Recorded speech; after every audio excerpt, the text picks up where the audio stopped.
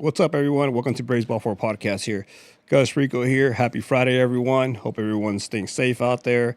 Crazy world we're living in nowadays. God bless everybody, and God bless our country. Gus Rico here, episode 53. Real quick, we got some great guests today. To my left, my co-host, Andy Lira. Yeah, welcome back to episode 53. Like he said, everybody stay safe. We want to make sure we get through the days little by little. And hopefully this podcast right here will get you guys something to look at on the bright side, something to look at to have fun too. And we always like to use sports as something as our getaway. And this is one of those things here that we feel like would do that. Welcome back. If you guys haven't, hit the subscribe button, the like button. It's free. Any support matters here. We're trying to continue. 300 is the next goal to ours. So we're getting there. Anything can help, and all we need is just a click of the subscribe button to get there. But yeah, here we go. We're back again with two of our previous guests, man, and they're together. So we want to see what the camaraderie is like. It is like they have it on the baseball field. We've seen it. We got in and coached against them for a game. And it was fun. So I want to be great to talk baseball. But nonetheless, welcome back, Bryan and Erik, man. The 12U USA coaches. How you guys doing? Not the coaches, the champions. Oh, the champs, my fault. No. Yeah, champs. Yeah, hey, let's get that squared away real quick, all right?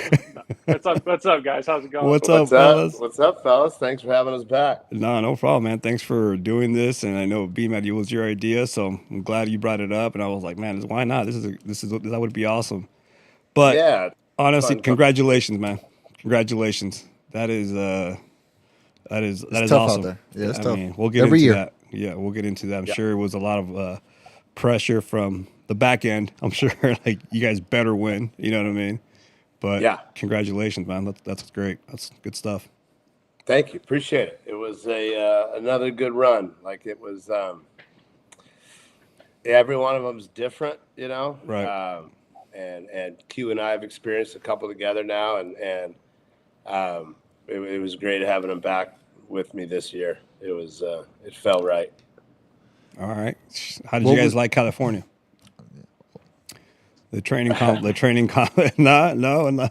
Listen, I'm all in for California, man. I know you guys are all California guys at heart, but man, it was great to get some cool weather, get some little ocean breeze, and then when that sun opened up, get that humidity. So I was cool with it.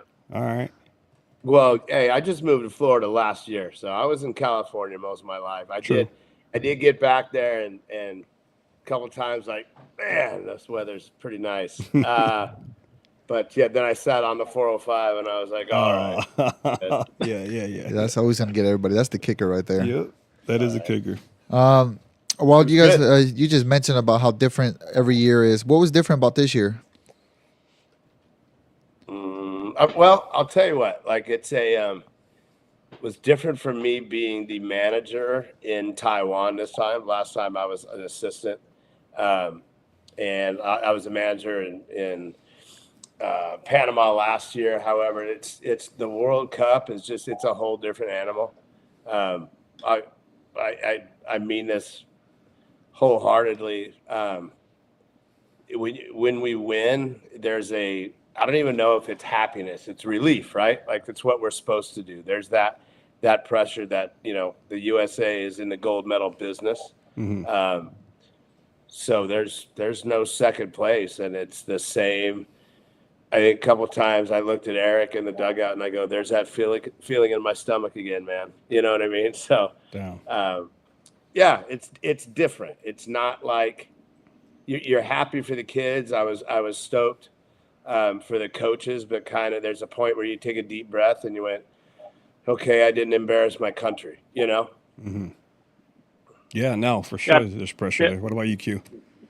Yeah, to piggyback, I mean, like 2 years ago, it was pretty obvious we were a super physical team. Like we were very, very physical. I mean, and also like the bats come into play too. You know what I mean? Like they changed the bats last year, and then this year, I think that it came down to like 76 home runs hit in 23, and going into like the semis or the gold medal game was like 24 or something like that. So I think building the roster was more about athletic and team wise as opposed to a guy that could just pop. And I think having no DH too, we really focused on having arms that were power arms, guys that could have huge pitch ability, but it could also, get us out of a bind if they needed to swing the bat. But yeah, luckily, like I said, BMA's one of my best friends, and just, being there in Taiwan with somebody who's already done it before in a different environment like that, it was pretty big. I think if you go to Taiwan with 4 coaches who've never been to Taiwan, it's pretty, a daunting task for sure. But luckily, like I said, Brian and I were able to kind of lean on each other, and Wes and Roger are exceptional coaches, and they were able to thrive off of it. And yeah, it was just obviously, like BMAT said, it was a huge relief, and one of those things of having a gold medal placed around your neck 2 times in a row in a foreign country is the best feeling that you can imagine. For sure. Shout out to Coach Wes out there and Coach Roger. Coach Wes is a man as well, man. He really is. And shout out to the 15U and 18U. Yeah, for sure. They're out there battling right now. You guys should have Wes and Roger on. Just a pure comedy podcast. Yeah, you might not be able to understand them for the whole time, but it'll be a lot of laughs. So. He'll just say roll tide. Roll tide. He'll just say roll tide. Tell me something positive. Look at that. That's awesome. That's great. Man. Big Bear. Yeah. He's from Florida, isn't he, Bear? Yeah. Yeah, he's from Florida. Yeah, I know.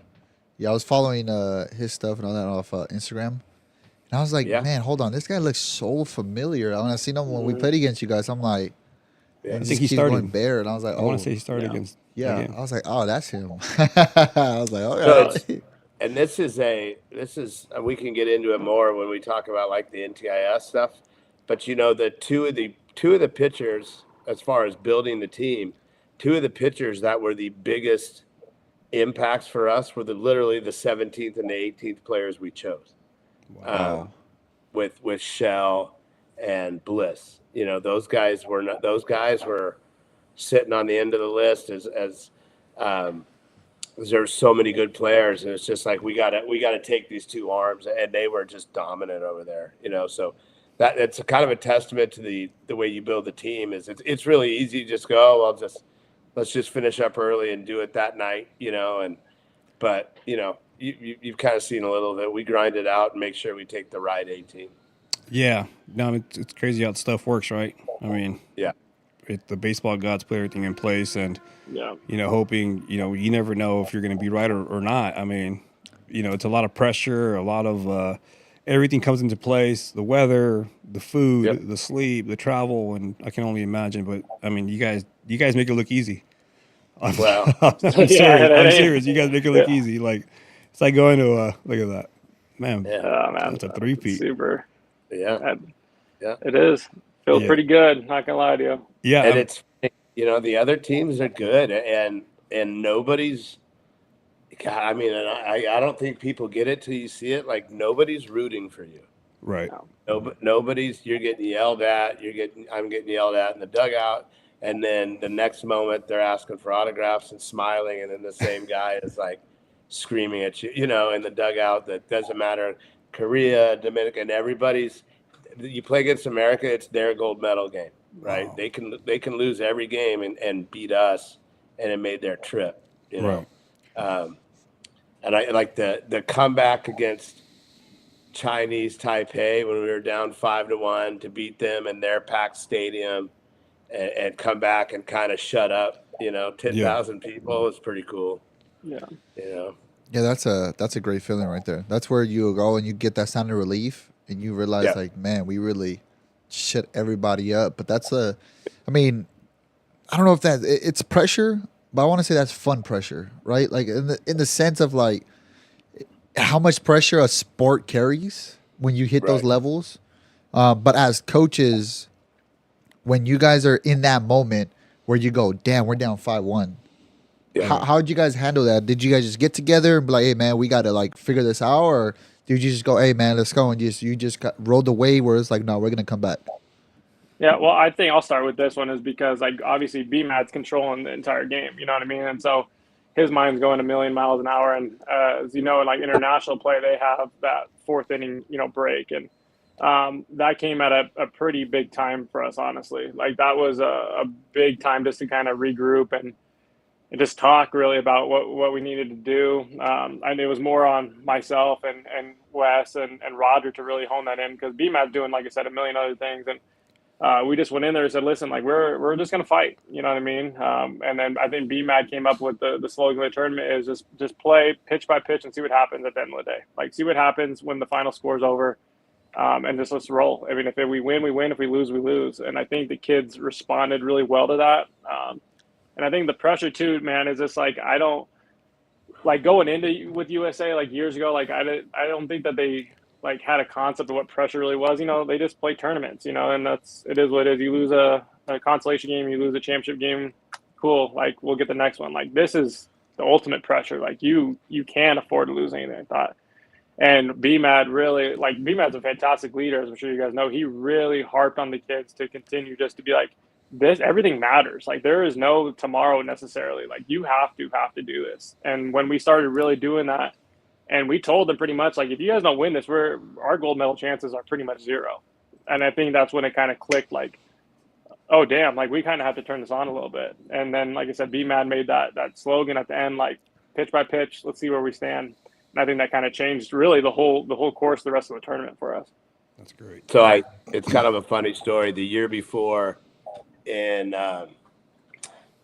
Panama, when we were losing the Dominican 7-3 in a gold medal game, and we had that big rain delay, we were literally sitting on the bus because we had to switch fields, and you could kind of feel the tightness, you could feel the tension, and I was sitting that year. I was sitting with Wes and Roger, and I got to come up with something, right? Like, so I walked in the back and I just said, hey, don't worry about winning or losing. Don't worry about the score. Just go play every pitch the right way and see what happens, right? Let's just go play the game the right way and see what happens. And we came back and won. And then this year I used the same speech. So it wasn't that original. I told Wes, I'm going with the same thing, dude. And then and I think there's something to that. Like there's a ton of pressure, but we got the right 18 guys. Let's just go play the game the right way and see what happens. And then the pressure flips to them, you know. And next thing you know, we're walking them off, and it was one of the biggest wins I've had in my life. Like that was a big one. Yeah, it was great. I think I texted you guys that morning, morning over here in Cali. I was like, let's, LFG. And then, and then B-Man's like, yeah, well, Q was like, let's have him go. And then B-Man's like, yeah, well, Q said. Yeah, like, and I know I've never seen Wes because that game, like, I mean, whatever. We broke up. There was a clipboard broken. Oh, I heard. They were trying to squeeze, and the third base coach was holding his runner, walking down the line. What? And I went out and screamed at him, and Wes was screaming, and umpires don't speak English, and yeah, that was a big win. That was a good night in Taiwan for sure. Yeah. So let's talk about the sense of look at that the coaching staff right there, huh? The top dogs. That's right. Yeah. Roll Tide, baby. They're the road tide of the 12U in the world. You know Kept me on my toes out there, man. That's for sure. Oh God, he kept me on my toes. So let's talk about like the stuff that other countries or other, like, let's just say what they call any means necessary to win a game. How important is that for you guys to go and express baseball savviness to your guys that, hey, man, they might try to do this, they might try to do that. Even yourselves, like, where you guys got to stay composed and be like, hey, man, like, they're going to try to do this, do that, but we got to be prepared for this. In the moment, of course, it all. Damn, you're locked in. Where are you grabbing these questions from? You got a clipboard back there? Nah, man, this is you're locked in. This is called savviness. This podcast savviness. I love it. I love it. Your podcast IQ is really it's getting up there now. 53 episodes. Love it. Love it. But like when that happens, like what I know in the moment we're gonna be like, what the F? But were they already prepared for that, or was it something where it was just like, nah, man, like we didn't think they were gonna do that type of stuff? Go ahead, bud. Okay. Take a deep breath. Okay. Yeah, it's I'm with B-Man. It's so tough because a lot of the countries they know what buttons to press. Like they know it. like the big one is Korea. Like we haven't had past 2 years really good experience with Korea at all. And I guess it's no, like on my end, it's just like a lot of bush leagueness. Like, you know what I mean? It's 2 years ago we were in the hotel lobby and we have our bands, right? Just the bands. There's no card in it. And they're grabbing our players, like trying to look at it, like it just like stuff like that, just trying to pick and pick. And then that kind of just set it off, right? Whatever. And then we played them this year and they were in the first base side. They kept having their on deck hitter come to our side and like is right in pretty much in the box, again, his timing down, which we all know as baseball people, huge no. And this is like the fourth or fifth time, like, and they know what they're doing at this point, so it's intentional. Like they're just trying to just see. They do a lot of annoying things. They do a lot of annoying stuff. They just try to get under your skin. And so, as we talked about before, this is where I'm pretty cool, man. Like, I'm very level headed, but that one just kind of set me off, and I didn't cuss at all. But like maybe I did, but I was screaming at their interpreter, like their liaison, pretty much. Like, you know what you're doing, like you know what you're doing, and of course, like, oh, sorry. But it's just the fact of it's intentional, just trying to ruffle our feathers, and it works sometimes, right? Because then it gets us all hot, it gets the kids all hot, it gets us out of a rhythm. And then you flip to like the Dominican, right? The Dominican, they're just loud. That's how their culture is. It's no disrespect to them. That's just what they do. You know what I mean? It's just simple things where they're always arguing, they're always talking. But the best part about it is when the United States puts up runs, everyone goes silent, right? I mean, because that's how it is. That's their pressure the pressure that we have to put on those countries. And like I said, I have respect for those countries. I do, obviously, like as the gamesmanship of it all, but how sometimes it's conveyed, in international play is not the best. I feel like it just kind of is a jab at the United States just to try to get under our skin, because they know if they get under our skin, it's gonna definitely feature the kids as well. For sure. Yeah, and I think you let them know that stuff early, and you go like that's the only chance they have to win, right? If you give in to those things or like understand and the Dominican is one of the most talented physical teams you're ever going to see. Like, and I all the credit in the world to those guys are so good. They're just once you can put a little pressure on them, start making some things happen, they're not great with the mental game, right? So that's where it's like, we have to have our strengths, and I think that's why a lot of the times I maybe bunted more than usual. It's like, well, make plays, like make a play. Here comes another one, Yeah. I don't know. Like, yes, the Korea thing gets frustrated. They'll square and bunt, and they'll scream at the pitcher, and they'll shake the bat around. But at the end of the day, it's up to us to overcome it if the umps are going to do anything. And I think we did a pretty good job. No, for sure. I mean, it's frustrating. I bet to keep your cool. I mean, like I said, and I've been saying it, everything comes into place. Like, you're representing everyone. You know what I mean? Right. Yeah. Yourself, Team USA. So everything's like, man, I can't say much. I got to act a certain way because it's not a travel ball team. You know what I mean? It's not. Yeah. It's Team USA. So that goes a long way. I forgot. You talked to Wes at NTIS. You probably have knowledge of a couple of my conversations. No, the best one was. I can tell you, Erik Quesada did not cuss at a 12-year-old. I did not. No, it was not a 12-year-old. Not at all. Oh, man. It was not Erik Quesada. Man. So that fourth inning international, I learned about it about a month ago or so. So how long is that? It's like halftime or something, like a seventh inning stretch on steroids. Like, what, 10 minutes if that? Yeah, if.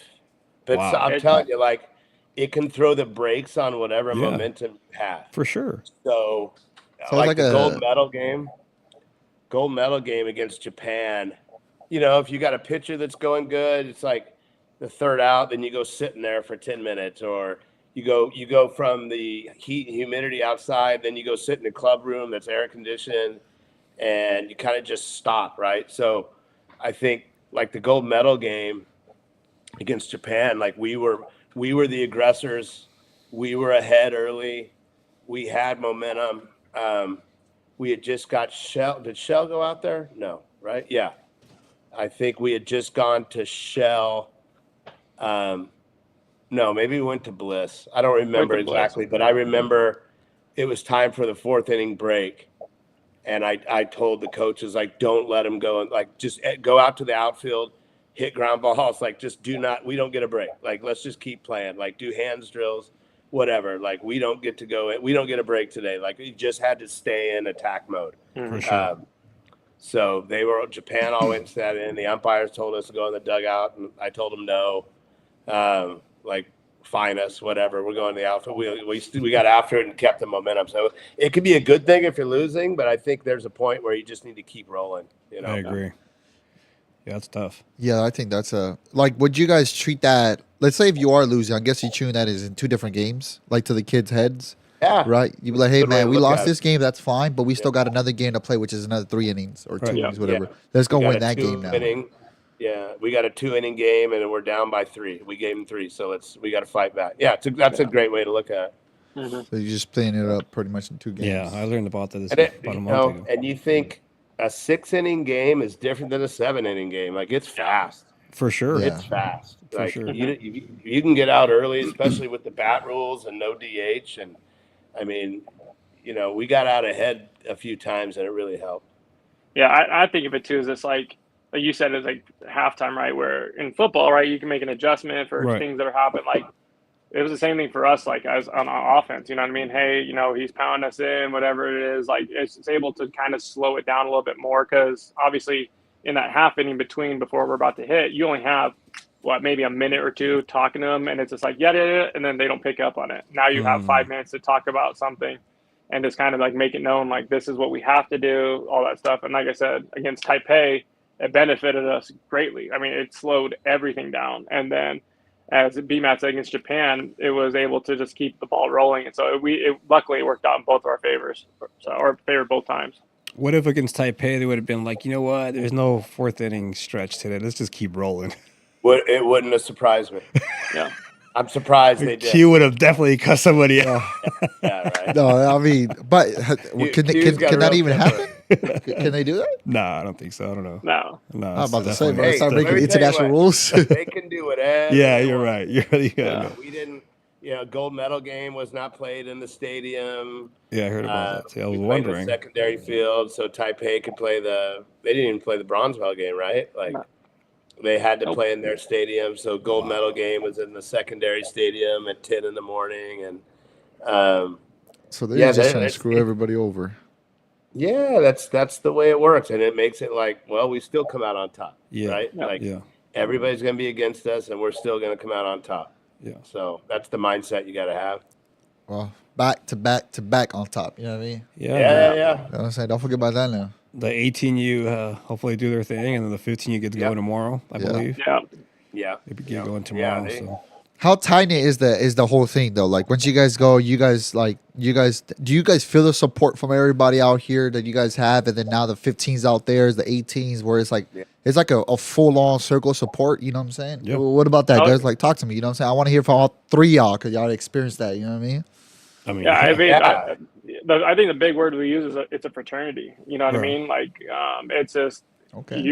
It's like we all talk about, like once you put USA across your chest, you're always a USA guy. I mean, like the 15U staff, I'm all really good friends with for the most part. And then the 18s, obviously, I've been acquainted to, but like anyone that's a part of that organization, right? You're rooting for them 1,000,000% of the time. So like if they lose, we lose. You know what I mean? If we win, if they win, we win. I mean, that's how it is with us. And luckily, like I said, our little fraternity that we call it. Like there's some of my best friends, like obviously BMAT I consider my best friend I met through USA, and some of my other buddies, you know what I mean? Like it's all hands on deck to support them no matter what. Like I said, I'll watch the 15s. I've been watching some of the 18s, you know what I mean? Like, and I don't care, because I'm supporting those guys and supporting, our kids for sure. Yeah. Because especially now you start seeing some of those 15U and 18U kids that you coach with 12U or maybe they didn't make a team and they've come and got better. But you definitely feel the support, even like the text from like you guys or family or just random people that you don't even know are watching. It's pretty cool. Yeah. Because it on one hand, and I think part of like why Q and I have become so close is we've been in these situations where it's like, okay, you guys are all by yourselves, like in a different country, go Right. figure it out, and USA does a great job of supporting us, but as you got a little taste of, there's a lot of nights sitting in that room trying to figure things out, and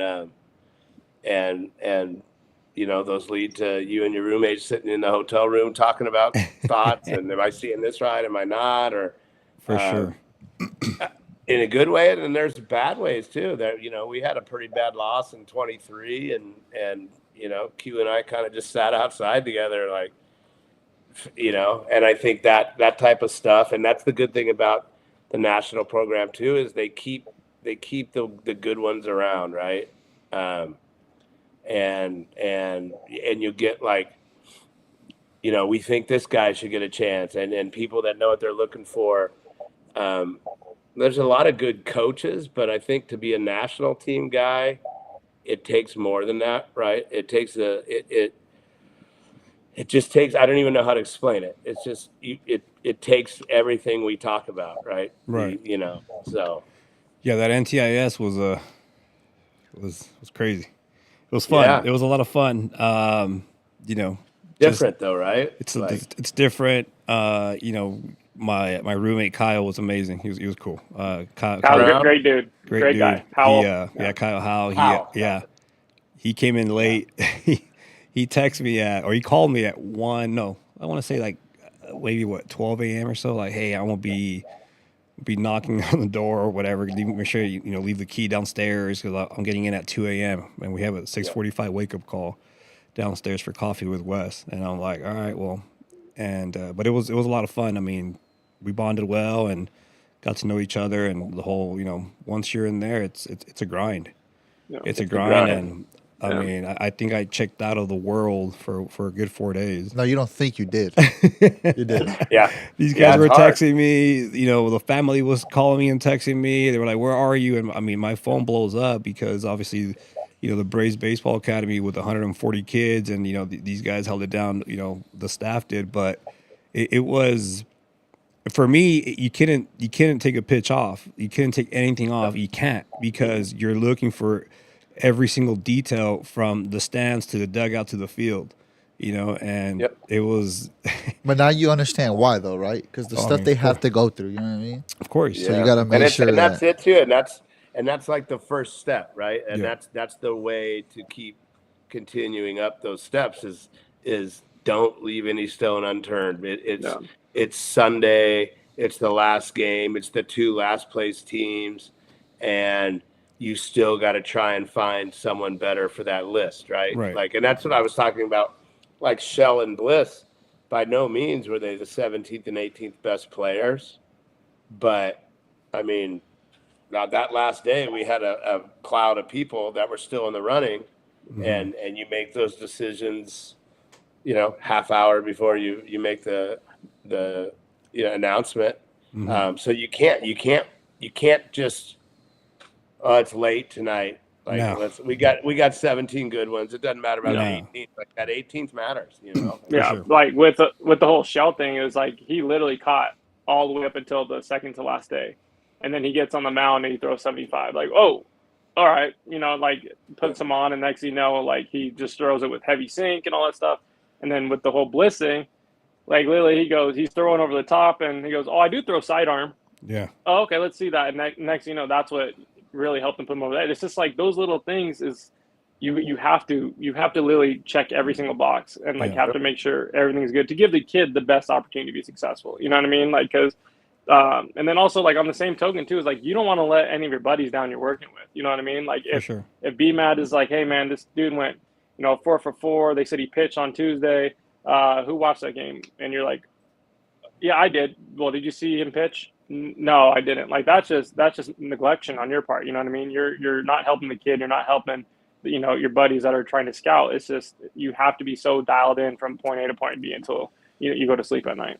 For sure. I mean, we were trying to find certain spot for a certain, and they were like, "Hey, we need this spot." And sure enough, it was only 2 games a day. I think it was like 11-2 or what, or I forgot what it was, or 10-1. And that second game hits in that fourth inning, you could have hit a brick wall. You know what I mean? You're like, man, and then obviously, upstairs they have all the energy drinks and all the goodies and all the AC, and you're like, man, do I really want to go up there and get a drink? And that kid comes out, and I was like, man, I text the group me chat, and I was like, all right, I think I found someone. Let's check him out. And sure enough, I mean, he was pretty good. He was pretty good, and we all liked him. We all talked about it, but it was great. It was a great experience. The minute you wake up and you put on that hat and that gear, and you grab your backpack, and that's where it starts. It's literally, I'll text you later, I'll call you later, I'm going to work. It's games, meetings, games, and you're scarfing down breakfast and lunch as you go on the go. While you're talking about kids, you're eating, and it was a lot of fun. And all that staff, from Cole to Jeff to, I mean, I can go on. You guys know all these guys. They do an amazing job there. They really do. Yeah, there's a ton of people that you don't see, right, that do a great job. And I think that's where the pride part comes in. And some of it's personal pride, some of it's pride in the program. It's like, it's going to be a lot of there's a real world where you could go, well, I'm going to go watch 2 games from upstairs and bounce around in the air conditioning. It's like, no, like, get down there on the ground and grind. And part of it is showing the parents, like, hey, you're here for something real, right? We're here looking. It's hard, and I'm a big believer in like, I first thing I say to a lot of the staffs when I start talking to them is, I don't believe in talking in absolutes, right? Mm-hmm. So don't tell me, don't see this kid one day on Thursday when he's nervous, when he's from California, now he's in 95 degrees with 100% humidity. And he just flew across the country. Don't just tell me he's terrible and he'll never do anything, right? So let's not talk in absolutes. Let's give these kids a chance to show what they can do, because we've seen plenty of kids look terrible on day one, and then it's like, oh, that's a player, right? You have to be open-minded, and then as you go up to the national team, like, that kind of starts, reducing down a little bit. The room for error gets a little smaller, but those meetings get longer and longer. And Erik and I have little kids, and there's been plenty of times where we've had to go, like, hey, I need a 5-minute time. I gotta call mama. Like, I gotta let them know I'm alive, and we'll be back in 5 minutes. So my 13-year-old turned 13 when I was out there, and and I FaceTimed him, or I think I texted him in the morning. I was like, happy birthday, buddy, love you. And I checked out for like 5 hours. They were like, you okay? You're good? I was like, yeah. I mean, I told you guys, like, I celebrated my daughter's first birthday in Taiwan. Like, I wasn't even with her, you know what I mean? And I mean, that's what, luckily I have an amazing wife that gets it, but like, we all make sacrifices coaching regardless, you know what I mean? It doesn't matter if it's, high school or national team, like, that's just the profession that we're in, you know what I mean? And you got to have a good support system to do that, and I think we're all pretty fortunate to have, good people in our life that can help us out and pick us up. And but I think, those days they're a grind, you know what I mean? Like you guys have mentioned, not to beat a dead horse, but it's all worth it at the end, you know what I mean? Like, we're dog tired at the end of the day, but when you wake up, you have a purpose, you know what I mean? I think that's the biggest thing is trying to find that purpose of the day and trying to hopefully change a kid's life, you know what I mean? For sure. Something I brought back from over there is, I think with the Braves Baseball Academy, we're pretty organized and we got to get better. We're getting better at it, but the attention to detail, where, Coach West had me running 2 stations. Like, when I say we were beat. We were all tired. We're all burnt, sunburned. And he's like, all right, here you go. Workout time. We got to run the workout. And he looked at all of us and he's like, bring the energy. And I was like, all right, here we go. We were running, I must have hit like 500 baseballs to let fun go. And it was crazy. It's a long day. It's a long day. But I mean, we love doing it. And, one thing I brought back was the attention to detail. That every little thing just matters, from the administration part of it to the field. I It's mean, we get print sheets out every single time. It was like, Yeah. here's your new sheet, here's your new. I was like, man, okay. Yeah, So. it's a lot, and it matters. But I think so. Someone asked me, and I think I told Q this. Like, someone asked me, what is the difference? Something about 12U, right? Mhm. And the one thing we've always done, and I said, we tuck our shirts in, right? And this is no rip on any other program or any other level, or I don't like tucking my shirt in. I'm a California kid. I don't tuck my shirt in, right? I don't like tucking it on a baseball field with shorts. But every day we tuck it's one of our standards, right? We tuck our shirts in. 12U, we tuck our shirts in. And I think it's the first step. It's a simple step. It's not something that everybody does, but it's a way of showing like I'm buying in, right? Mhm. Maybe some of those kids are so little, their belts are their waistbands are rolled over 4 times to try and make the shorts fit, Right. but their shirts are tucked in, right? They're Mhm. telling each other, tuck your shirt in, and it's like, are you if you're not willing to remember to tuck your shirt in, that attention to detail, whether you do it at home or not, like this is how we do it, then you're not going to be willing to do other stuff, right? And I think it's a simple thing. It's almost like the time the Navy commander made that statement and he said, make your bed in the morning, right? I guess we tuck our shirts in. It's simple and it's something we do, right? And then off there we can build off, well, this is how we act in the hotel. This is how we eat our food. This is how we treat other people. This is how we do the elevators, right? But I think that's it. Like, are you willing to tuck your shirt in when you usually don't? Right. So that's a big thing for us. Love it. What do you got on that, Andy?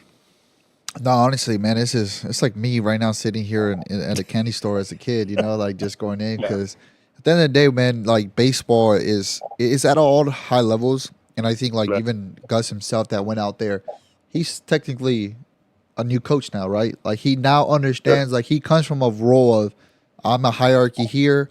I understand I get down and dirty with the rest of the coaches, but I understand where I'm at. Over there, he goes, hold on, I'm starting all over again. I gotta act like I'm not above anybody. I'm at the bottom. I gotta work just as hard as anybody else. And I always think that's a good readjustment that we all need, because in this world we get to be like, oh wow, I'm top dog here and all that, but like, hey man, there's other people in this world that are above you, that are better than you, that know more than you. And if you think you know it all, oh man, you're mistaken. If you want to get to the level you want to get to. And I think that's like always the best thing. And I pick his brain about it, and I always love to do is because I always want to go back to where I want to learn. I just want to be like there. I don't even, you got to be a part of anything. I just want to look. I just want to see how things are done. And I think the more that you come here as coaches and you realize like, I'm not above anybody. I want to be just like everybody else. That's how you get to be better as a head coach. That's how you get to be better as an assistant coach. You get to be better as a scout, as these things that include baseball. And all that is always attention to detail. And like when he comes over here and he goes, hey man, we're doing these practice plans. We're going to do it this way. And I told him the other day, I said, where's the practice plan? They're like, do you want me to, like, do I post it? Do you post it? And he goes, oh shit, okay. And I think that's myself already getting used to, where it's like, if we want to get to that level, you gotta come do that here to practice it, right? So when he does go back to USA, if he does, and when he does, he's already understanding. Now he's there where he's like, hey, I can hang with I can hang now. I understand how this works. I'm practicing it at home with our guys. And then now, God forbid, he goes and does it, whatever he does for USA. He doesn't need to realize, hey, man, like my guys at home understand this process as well. So they're going to be able to get it down and get it done. I think that's just the cycle that we all have to go through as coaches to make our kids better, to make the nation and those teams better.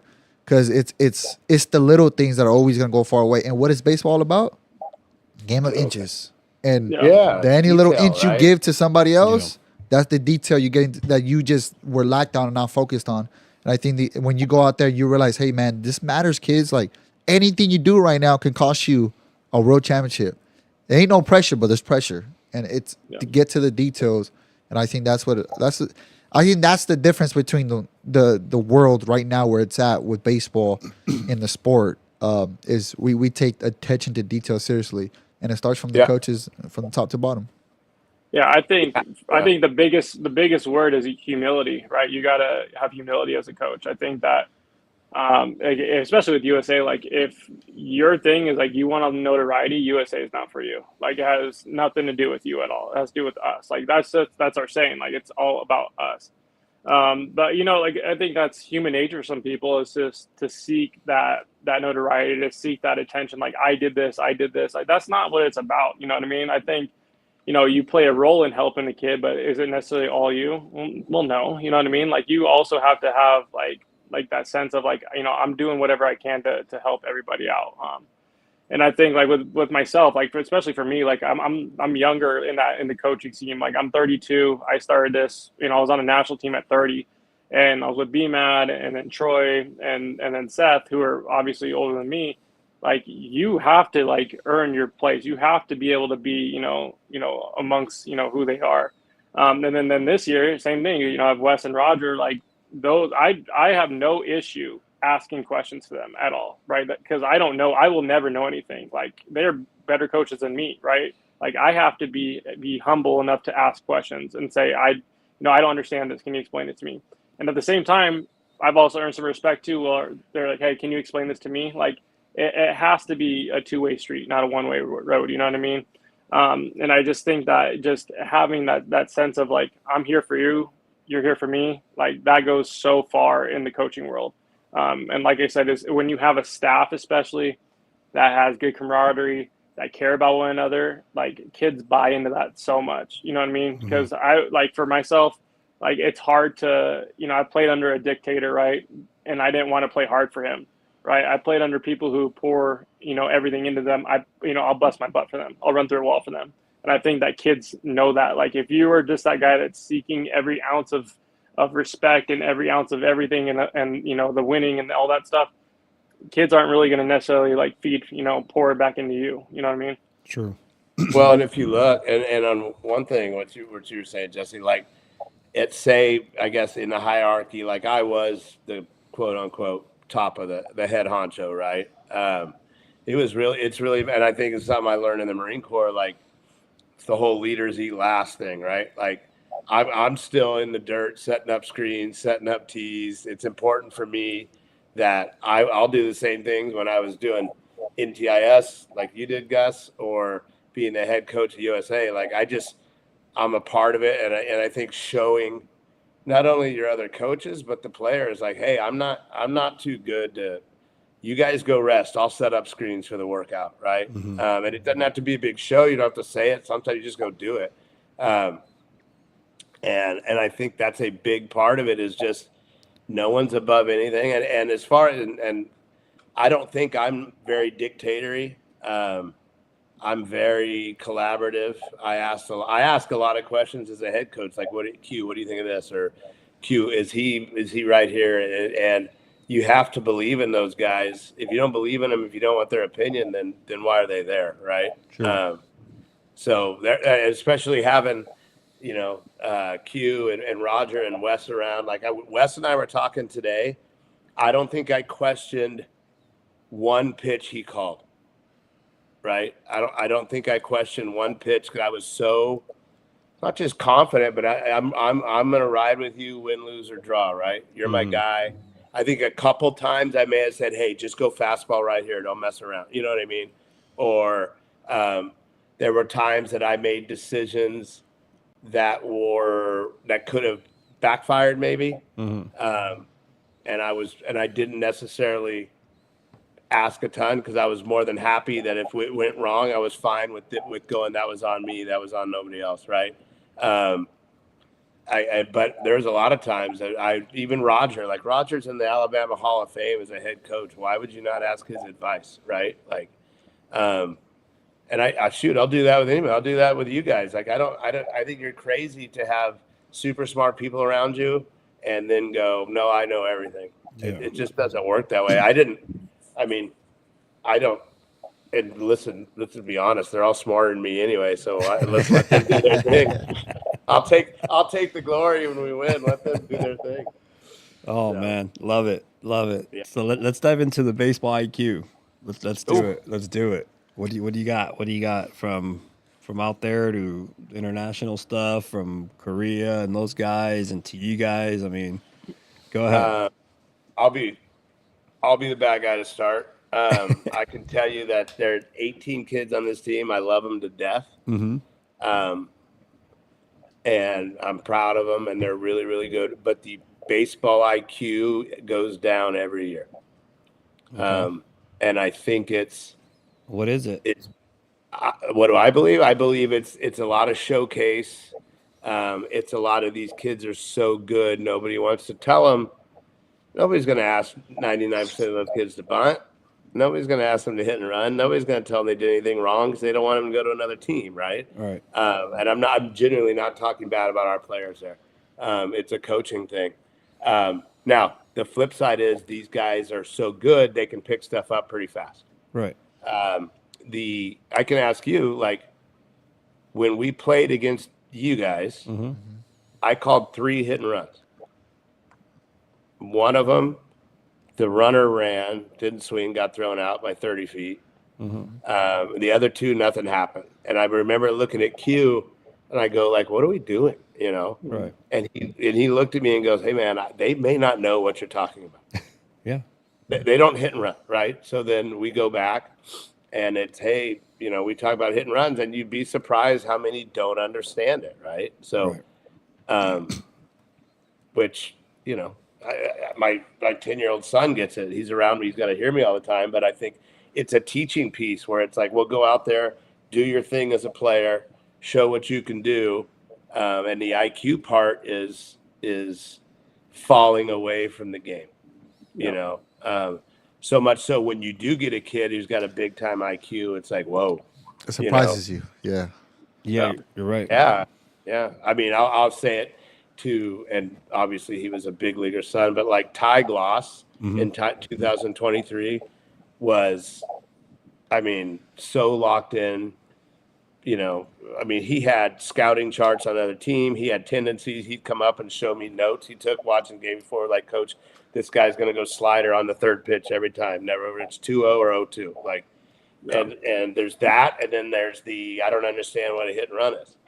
You know, they don't bunt. They don't, you know, it's just that stuff. And I think if you look at Major League Baseball, the game is kind of going back to that. And if you look at what we had to do over there is we had to play some little ball because the big donkeys that swing the U-trip trampoline bats, those are no longer there. So you have to be able to manufacture offense. You have to be able to run a little bit. You got to catch the ball and you got to throw strikes. So the baseball game is coming back. Love it. Yeah. And I think my, on the flip side of mine is, like, I think baseball IQ and their situational awareness is not good too. You know what I mean? Like, a lot of the kids are so used to making the big play as opposed to making, you know, the right play. I mean, there was a couple times when we were in Taiwan, like, a couple kids were just trying to do too much, trying to be Superman and not understanding, you know, the situation. Like, we had, I think it was against Korea. We had a pass ball, a throw down to 3rd that got past us. Shouldn't have thrown it regardless, right? End up scored a run that put us in the hole. And and he's a fantastic catcher. It was one of those things. The game kind of got a little bit on him too quickly, and not understanding that's a huge piece. You know what I mean? He can't score. Let him sit there. We bring it infield in, then we'll fight another day. You know what I mean? And and then, you know, some of our outfielders too. We had one where he dove for a ball that had no reason to dive for. Next thing you know, instead of a stand-up single, he's at second base in scoring position. I mean, it's just stuff like that where I think kids are used to getting those highlight reels, getting posted on Instagram and Twitter and whatever it is, as opposed to making the right play for the team and keeping things in place to keep maybe a double play in order or whatever it is. And I will tell you the big difference, and this is a compliment to those kids. Like, you got to tell them one time, and they figure it out quick. Right. And they learned a lot, and that's part of it too. Is us to teach them the game too. You know. Yeah, for sure. I mean, a lot of these kids out there, and they bounce around from team to team, and who knows what the other coach is teaching, and they go from, they might have spent a year with us or two, and then they go somewhere else, and it doesn't work out. Same with the high school level. It's like, I'm gonna transfer out because we're gonna not be very good this year. But last year we were the number 2 team in the country. But next year we're not gonna be that good. So I'm out. It's like, Yeah. no, man, just stick it out. But as far as the baseball IQ stuff goes, I mean, we love to preach it. I mean, we have 2 14-year-old teams, and I'm the manager for both, and it's been great. I've been enjoying it. The reason why we played 2 scrimmage games, and against each other, whatever. We had 6 batters rotate scout ball style, and I didn't care who won, whatever. But the best part about it, out of those 2 games, no one bunted. Yeah. I mean, it was nobody even attempted to bunt. We take ground balls, and we have 7 shortstops, 2 second basemen, and I'm like, and I haven't said anything yet, but only 9 can play on the field.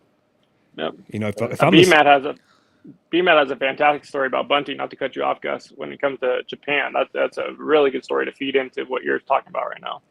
It's like why not try to impress one of us by laying one down, and then we look at each other as coaches like, oh, let me write that down, man. Yeah, it's a skill set, right? For sure, another tool. For sure. But yeah, I mean, as far as like the ground balls and stuff, like if I'm the second baseman, I'm like, heck yeah, stay over there, stay on the left side of the field, like, man, But what you got, man, for bunting? Which one? Q? Which one are you talking about? About with the reporter talking about bunting with the reporter. Yeah. So it's funny, Japan just squeezed last night, but so we bunted a lot. We had some players that could bunt and run a little bit, and we had noticed the kid that was starting against us the first night in Japan rolled his ankle trying to field a bunt the night before. Or 2 nights before or something. And it wasn't bad. I wasn't trying to hurt the kid. But you could just tell he didn't know what he was doing. So I told that kid, I told Hatch, I said, I don't care what happens. It doesn't have to be a great one. Get the ball down the third baseline, make the pitcher field it. You'll be safe. Okay? No throw, nothing. So then we win the gold medal, beat Japan. We bunted that day too. And a Japanese reporter came up to me and said, it seems like your guys' way of playing baseball has changed. And I said, in what way? And she said, we used to be used to America having 2 or 3 big stars that hit a lot of home runs, and they not as team orientated. And Japan used to be the technically proficient team, right? And I agree. They've always been historically technically better than everybody, right? And then she said, are you surprised that Japan is no longer believing in bunting and small ball?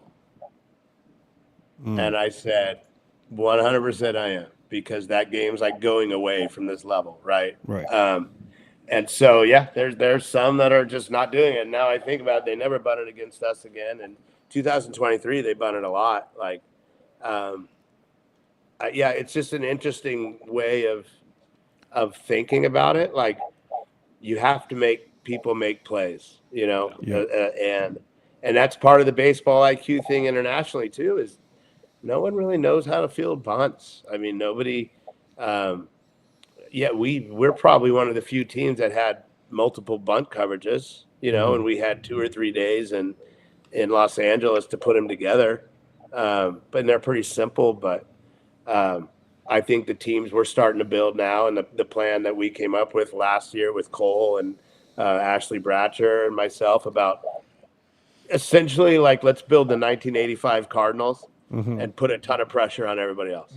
And if we hit a home run, great. Right. I love applying pressure. It's like, shoot, we win. It worked. We came out with an L. Well, we tried. At least I can say like, hey, we tried. It's not always going to work out the way we want to, but we can at least say, hey, we attempted to do it, and we worked that at practice, Tuesday, Thursday. Well, let's put it in play over the weekend. And it's, even high school here, it's like, I'd love to have a team that had 10 guys that hit 30 home runs and we didn't have to do that stuff. It's just, not what we have. So we have to play the game of baseball to try and score more runs than the other team in multiple different ways. Yeah. Do they try to pick signs over there for you guys, or like the international? Yeah. I mean, Wes had such a good system that the couple times they thought they had it, and then they don't. Right. They may get one or two right. You yell fastball every pitch, you're going to get one right every once in a while. Yeah, we were. There was two stories. We were playing. I forget who we were playing. And next thing you know, like we get back into like the fourth inning, we look and said that they put up our offensive call sheet up on TV in Taiwan.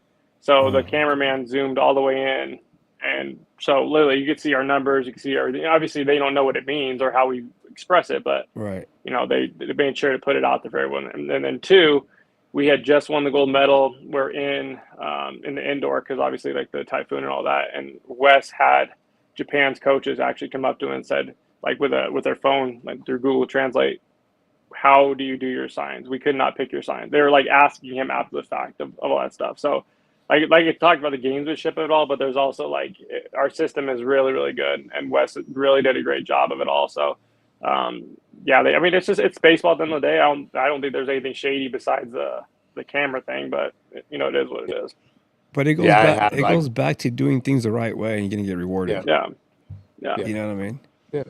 Yeah. The game knows, right? The game Exactly. knows, and it's my fault for taping it on a wall the camera could get to. But it was like all my number sheets and calls because we used a number system and wristbands. But we didn't call numbers out. There was a way we did it. But yeah, I got somebody, right? Somebody came in and was like, hey, they got your scorecards on. Somebody from America texted Beaker, I think. Yeah. It goes, hey, they can see your call sheet. They've been zooming in on it for like 5 minutes. So the next day, I obviously we had multiple ones. I brought it back and I wrote like "Hi Mom" or something on it. Well, that's the famous saying. You may know what's coming, but you still got to hit it. Exactly. Right. So I mean, at the end of the day, you still got to play the game. You still got to field it. You got to do all that. I think, like going back on the baseball IQ stuff, man. I like one thing about it is that got me intrigued to the Braves back in 2018, 17. Because I got coached by Gus and everything, and we were a team that won a championship for the city in LA, and we didn't have all the big guys. No. I'll tell you that right now. We had to go scrap. We won a game on a bunt, right? We went to Dodger Stadium and played the little game and all that. But I think it's what makes baseball fun again, because literally anybody can win if you just do the little stuff right. And the fact that everybody's trying to go for the big name or the big plays or the big stuff lets you know that, the baseball game is a big failure game. So how many times are you really going to go for the big stuff more than doing the little stuff that's probably going to work more than anything? And I think our practices that's why, to me, when people try to go on hop teams and go do this, do that, it's like you learn the most when you practice.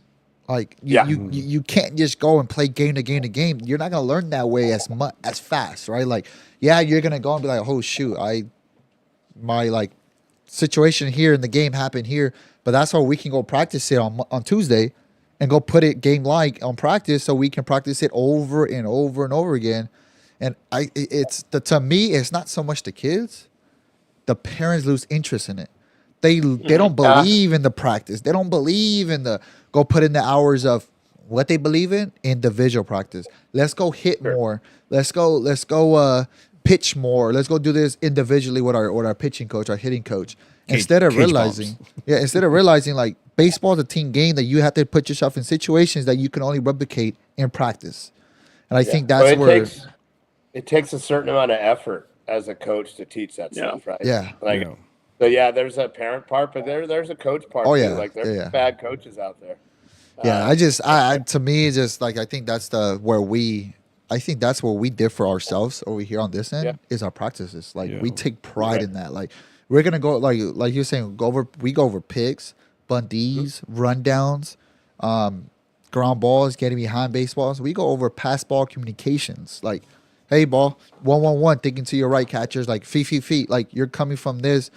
to where it's going to get you better at the next level. And I think that's the most important thing is developing baseball IQs that when we do, and also we can see it when we get kids at 13s, 14s from other teams, we go, my God, what you just learned? Like, did you learn anything over there? That's the biggest battle thing we're dealing with. Yeah, like, they come from different programs, and you're like, man, I got to I think the best compliment you can give a kid is he's a baseball player. Right. You know what I mean? Like, he's a baseball player. Well, what do you mean by that? Is like he knows how to play the game of baseball. You know what I mean? Well, like that's a huge thing.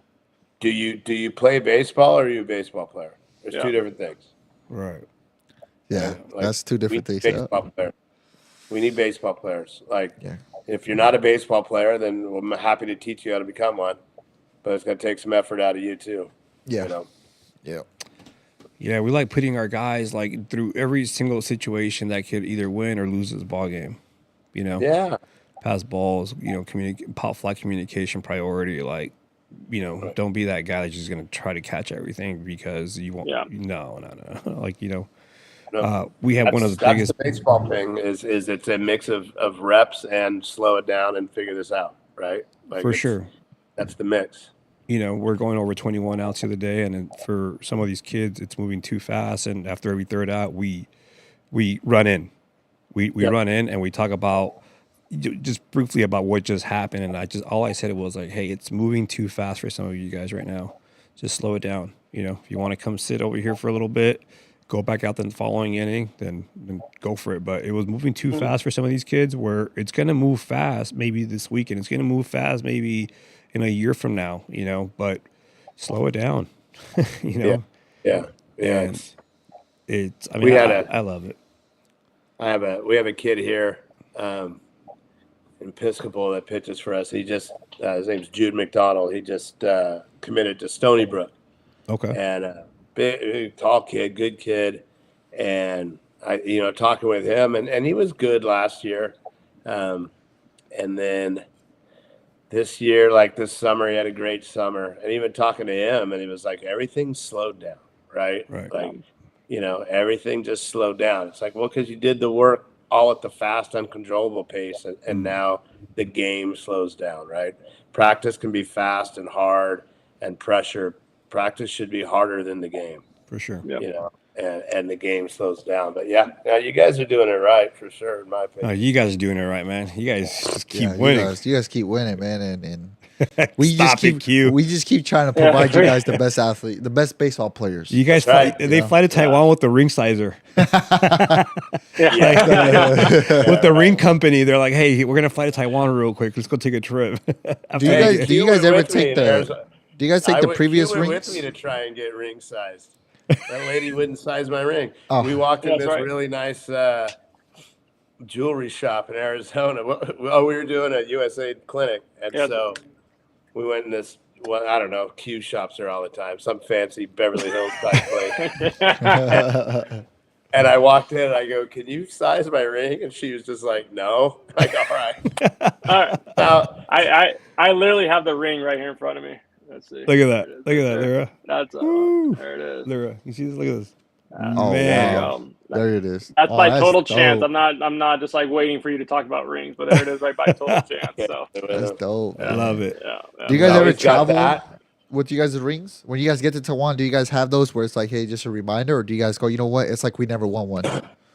Yeah, that's how we for myself, I wore it to meet everybody, and then it went in my bag and I never saw it again. That was over and done with. You know what I mean? Yeah. And I think if you just hold on to it and you're constantly wearing it, like, what are you trying to prove? For my personal thing. So once I shook everyone's hand and camp started, it went in my bag and that was it. Love it. Yeah, I had both of mine at the time.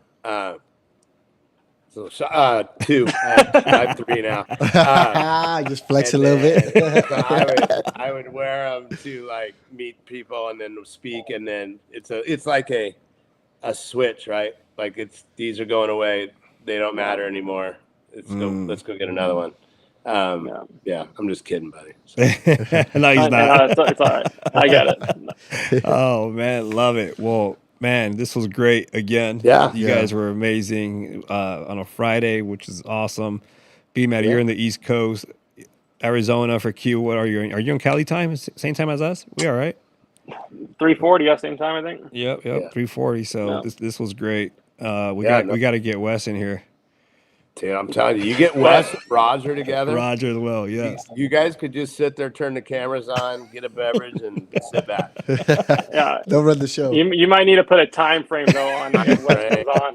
Yeah. Oh yeah, it'll be Roll Tide, and they'll be talking about his high school flag football, and his high school all this and that. Wes asked me. He goes after he spoke at the NTIS thing Mm-hmm. because I had done it the 2 years before. Yeah. And he goes, "Hey, I kept it to like 12 minutes. How long did you do?" I go, "Maybe 2, maybe 2 minutes." Yeah, I don't have that much. Yeah, when we were in Taiwan, we got our interview for our Taiwan trip, and everyone like BMAD went like 3 minutes, and Roger went like 4 minutes, and I was fourth, and then Wes went third, and 25 minutes later, they're like, "Well, our camera overheated, so Camera come back." And I said, "Yeah." Oh, that's funny. But Wes is the best. Roger's the best. Big shout out to them for sure. Yeah, shout out to them, and shout out to the guys still doing it. 15U, 18U. Good luck to them, and bring it home. And congrats to the 18 gentlemen that won the world championship along with you guys. Rafa, you have the roster for that. Great crew. Oh yeah, so yeah, great crew, and you guys did an amazing job for that. They were the only group that no player was ever late to anything. There you go. I'm glad you said that. They did everything the right way. Did everything right. Yeah, they were great. That's where it starts. Attention to detail. That's where it starts. That's where it starts. You look at your rings, or you have 3. You look at every single one of them, and every single one of them, I've won how many? There's 5 city titles that I've won with Birmingham at Dodger Stadium, and everyone I get asked, it's like, which one's your favorite ring? And I go, all of them, because every single one of them has its own story. Every single one of them had something different. Lira's year was my first one, 2014, and our record was 19-14. Yeah, and we're like, we're not putting our record on that ring. No. There's no way. And when we designed this, the skipper and I, it was. We didn't know what we were doing. We still don't know what we're doing, and we got better, and they got bigger and bigger as we went. As we won more, but I have a box, and I love staring at them, and it brings a lot of memories. So this one's going to be like, man, they did the right thing, and you can look at this ring and say these guys were never late. Yeah. Exactly. Honestly, like, and I no disrespect to Japan or anything. I think this team, I'll think about that Chinese Taipei comeback. Yeah, down 5-1 in the 5th inning, and you could just feel it. Like it was they were late then, but that was okay. They were late. Yeah, They were late on that game, but it was okay though. Hey, Q's gonna think about the guy coming down the line trying to steal signs. Hey, I still even when my wife to this day was just like, "Oh, I saw that." I said, "Yeah, I know." I said, "It was pretty obvious. I think the whole world saw that For sure." Hey. Big shout out to him. Hope he's doing well. Man. And that's the champs talking right there. That's man. right. That's the champs. That's right. My wife sent me a picture. I should send it to you. Of me in the dugout. I don't know. It was a TV shot. Remember that one, Q? Yes, I do. Of me like rubbing my face, and I was like, it was just a bad moment. I don't know what to say. We have a lot of those on the baseball field. That's a lot of those. Yeah. I'm gonna send it to you right now, Gus. All right. You'll laugh. Sounds You'll good. laugh. Yeah, she goes, you might want to realize you're on international television. There's some intense moments, and we get after it. And For sure. I've yelled at so many people, like, I know you know English. I know you know English. That is like, classic. you were just talking to me. Yeah, You were just talking to me in English 5 minutes ago. I just got the picture. Yeah. Oh yeah. Oh, There's yeah. a lot of those. Yeah. Yeah. Oh man, awesome. It was good. It's been a good run, man, and Yeah. especially with Q, and we give each other a lot of crap, and but I love him to death. One of my best friends, and even though he talks about how much he is all the time. Hey, I'm trying to get him out to Jacksonville. So There you go. There you go. Head out there to the. Yeah, working that Arizona Florida pipeline. Gotta get the wipe Right. on it. We can Awesome. start one from Birmingham. Let's go. Let's do it. We need all the help we can get Yeah, we right need now. all of it. We need all of it, man. Bring it Shoot. There's on. no transfer rules out here. Oh shoot. Oh, man, let's do it. Oh, never this shit. Yeah. There's kids that go to 4 high schools in 4 years. Oh, I believe it. Yeah, I That's a believe new it. thing now. Yeah, Shoot. yeah, Holy that's, cow. that's bad. But again, thanks, fellas. Appreciate you Hey, guys, no man. problem, bud. Enjoy the rest Yeah, of your weekend. thanks, guys. Much love to all you guys, man. Appreciate How it. you Likewise. doing? Love you. Yeah, Yeah. man. Thank Likewise. you guys again, man. The Episode- champs. Yep. You know what I'm saying? Yeah. And more to come. Don't think it ain't going this year. You know what I'm saying? But I gotta take a break. I slept in my bed 4 nights this summer. Wow. Oh, yeah. Damn. You know what? Go on a vacation. Yeah, you F a deserve break. Go it. on a vacation, Yeah. man. Wait for your ring. Wait for your ring and then go. Yeah. Exactly. But yeah, right, man. guys. Thank you guys again for watching. Appreciate it. Hit the likes button, the subscribe button. Look out for the clips that we will be posting. We will be tagging you guys on that as well and making sure that. Thank you again to USA Baseball for making all this happen, for gathering everybody. And episode 53. That's a wrap. We Thank out. you guys. We out. Later. Yep. Appreciate it, guys.